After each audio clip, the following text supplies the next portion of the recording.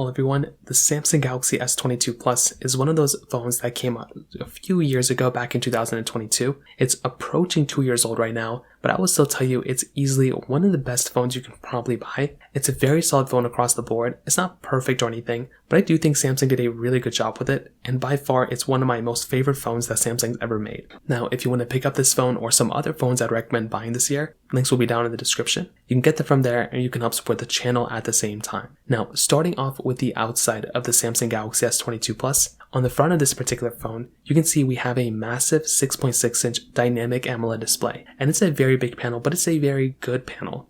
It's 1080p, 120Hz, and you have to remember a few things. This was not like their main flagship of the time. This was like their flagship, but not quite their flagship. Their Ultra phone is basically their more expensive, the most expensive one that they make. This one is a little bit of a different device. I don't really know how to describe their Plus. It's like a more better version of their standard base model, phone that they make, but it's still a very good phone. I still think it holds up very well in so many different ways. And the Samsung Galaxy S22 Plus, in my opinion, is a very, very good device, especially on the front display. It's a whole punch display too, fingerprint sensor in the display. There's still lots and lots of stuff to like about this phone, and by far, it definitely gets a thumbs up for me without a doubt. So the front of this phone, for sure I love it. On the sides of this phone, they're like a little curved, but they're just like a little, like not curved too, I don't know how to describe it, but they're like flat, curved a little bit. On the bottom of this phone, you're getting a USB Type-C port, which is really cool. This, port is actually a little bit better than some of the other ports that we've had on some other phones, because you are getting things like, Samsung DeX,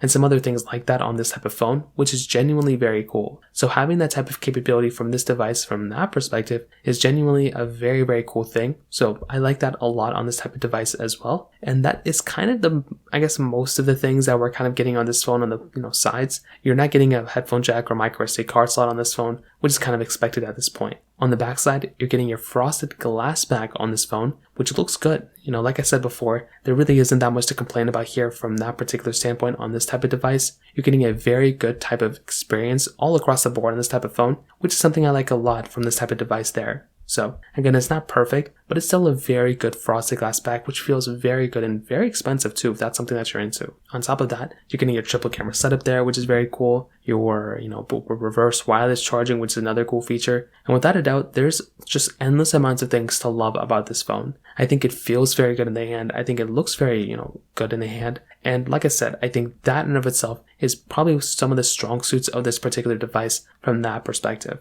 Now, some other areas of this phone that I actually like a lot is its price tag. The thing about Samsung phones that we've seen basically throughout their whole entire lifespan since they've been made is that they're pretty quick to depreciate in price. So if you were to buy this phone right now, this phone is already depreciated so much, like probably like 40 to 50%, probably more than that. But within the first couple of weeks that a Samsung phone comes out, these phones depreciate like 10%, probably even more than that. They depreciate quite fast. So the best time to buy a Samsung phone is always later, in my opinion. There's really not a huge point of buying a brand new Samsung phone when you can just buy them when they kind of come out, or like maybe like a week or two later, and already start seeing depreciation at very high levels. So that's one thing I love about Samsung phones, is that you can just buy them and they're already significantly cheaper when they just come out. So that's kind of one big thing. But regardless, when it comes down to the exterior and the pricing of these phones, that are a little bit older, I like them. I love these phones a lot, and I'm very, very excited to see how they kind of hold up in the next couple of years. So in terms of the outside, that kind of covers it up there. Now, in terms of the, camera side of things, it's still easily a very, very good camera that I'm a massive fan of. So you have a 50 megapixel wide angle lens, a 10 megapixel telephoto lens, and then a 12 megapixel ultra wide camera. And then on the front, you're getting a 10 megapixel wide angle lens. Now, this is something I love a lot about these particular phones, is that, again, you can just buy this phone and still have easily one of the best cameras that are available. It is by far probably one of the better cameras you can probably buy in this day and age. And the thing is that this isn't even the Ultra. The S22 Ultra has a much better, camera than this thing. But the thing I love about these cameras is that they just hold up so well for a long, long period of time. So you can genuinely just buy this phone today and still feel like you have a very, good camera, for basically everything you'd ever do. So this is, again, by far some of my most favorite things going on for this particular phone. Now, I will tell you the only downside, not the downside, but like the only thing that kind of irks me the wrong way a little bit about these phones is that sometimes the camera quality inside of certain applications, so things like, if you're going to go into like,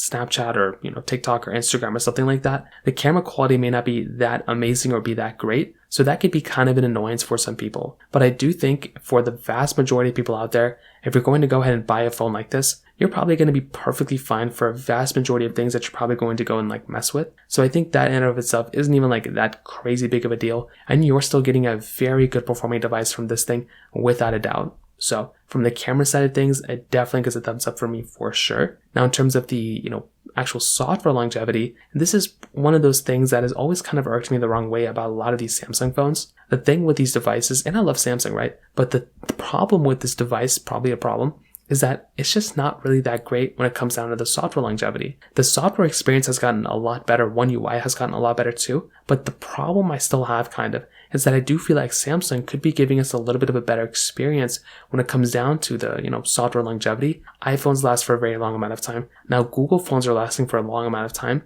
I really do hope Samsung kind of improves their software longevity in giving us at least 6 years of security updates and software updates. They don't have to give us 8 or 7 that Google's doing, but I would appreciate if they could kind of expand it more than what they're doing before. So I guess we're going to see what happens, but I do think that's going to be one area that we're going to start seeing some improvements on probably in the next couple of years. Now, in terms of the performance side of things, this device does have that Qualcomm Snapdragon 8 Gen 1 chipset inside with 8GB of RAM. Now this phone's performance, I will tell you, it's still a very good performing device. You were easily still getting a very, very good performing phone from this device pretty much in every single way. And that's exactly what you'd love to see. I love seeing this type of device getting this type of capability and this type of performance. There were always some problems with the 8 Gen 1 chipsets though. I think a lot of people complained basically a lot about, they complain a lot about the throttling. I kind of saw that too sometimes. But I had a pretty good time with this, chipset and this performance. My only issue was I always felt like the battery life wasn't that great,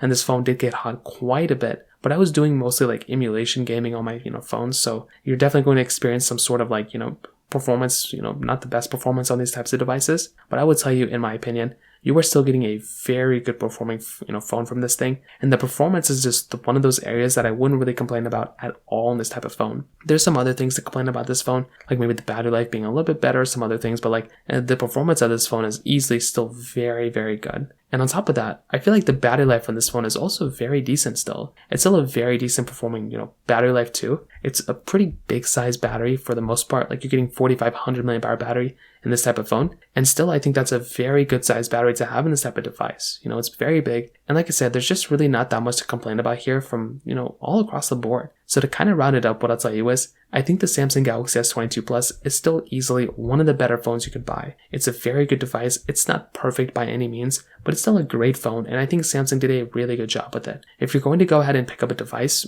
I think the S22 Plus is a very good option. You can't really go wrong with it. If you want to though, you can always go and pick up some other phone, you can buy the S21 Plus or the S23 Plus. You can also buy a Pixel 8 Pro or Pixel 7 Pro. But I do think the S22 Plus is a very good phone. I'd recommend probably most people to buy, to be honest. So in terms of that kind of covers it up there. If you have any other thoughts or questions, let me know in the comment section below. Hit the like button, that would mean so much, but definitely hit that subscribe button. More importantly than everything else, I love every single one of you guys. Hopefully I'll catch you guys in the next video. Peace out, till then.